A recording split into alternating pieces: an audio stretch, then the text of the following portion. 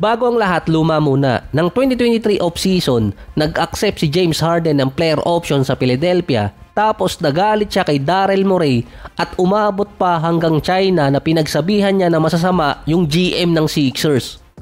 Ang reason di umano, nagkaunsihan sa kontrata hanggang nag-request si Harden ng trade papuntang Clippers. Tinawag pa ng isang commentator na si Harden hindi system kundi problem. Sa Clippers naman, nakakasama niya yung tatlong star player pa, si PG, Westbrook at Kawhi. Umabot naman sila ng playoffs kaso nalaglag.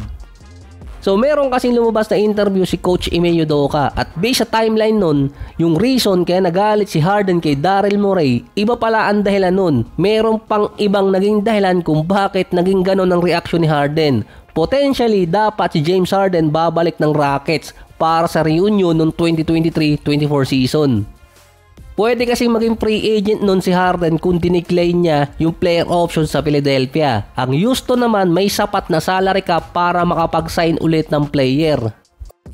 Ito yung pipirma pa lang sina VanVleet at Dillon Brooks sa Rockets, kaya malaki ang salary cap nun na kahit nakapirma pa yung dalawa, may sapat pang salary cap para makuha o mapapirma si James Harden via free agency. Ang nangyari, based sa timeline na sinabi ni Coach Ime sa kanyang interview, si Harden sinabihan niyang huwag magsasign sa Houston noong 2023 off-season, papasok ng 2024. Ito yung unang taon ni Coach Ime Udoka sa Houston after niyang matanggal sa Boston. Sinabihan niya si Harden na kung gusto niyang manalo ng championship, huwag siyang pupunta ng Rockets. Wala pa sila dun. Andyan naman yung teams gaya ng Golden State, Bucks at ibang contender. Nung time na yon, nasa rebuilding process pa lang ang Rockets at kaagaling pa lang nila sa isang magulong season dahil sa mga player. Ayaw din ni Coach Ime Udoka na magkaroon ng player na ball dominant at walang defense. Ang plano pa lang niya nun, bumuo ng lineup na defensive team at balance sa offense na nangyari naman ngayong season. Top 4 sa defense ang Rockets at 7 player ang naka-double digit sa points.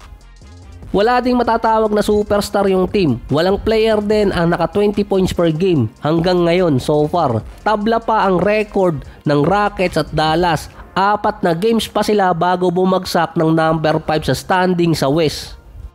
Yung naging desisyon ni Coach Ime Udoka hindi base sa reputasyon ni Harden, kundi nakasama niya talaga si James Harden sa Brooklyn Nets bilang assistant coach nun si Coach Ime noong 2020-2021 season. Ito yung unang taon ni James Harden sa Brooklyn bago din siya umalis nung sumunod na taon.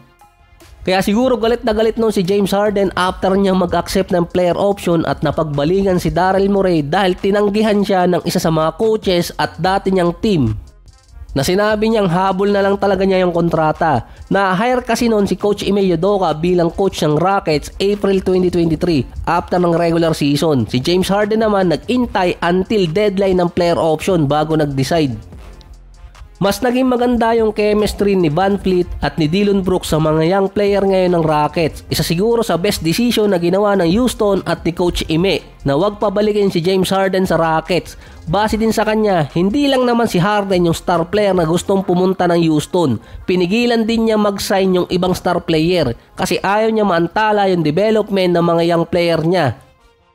So far naman si James Harden sa Clippers parang bumabalik yung dati niyang game kahit 80%, 21 points, 6 rebounds, 8 assists per game. Nasa number 9 ng Clippers, hindi naman sila ganong kalayo sa top 6, tiebreaker lang din yung naghihiwalay sa 5 team sa West mula number 6 hanggang number 10.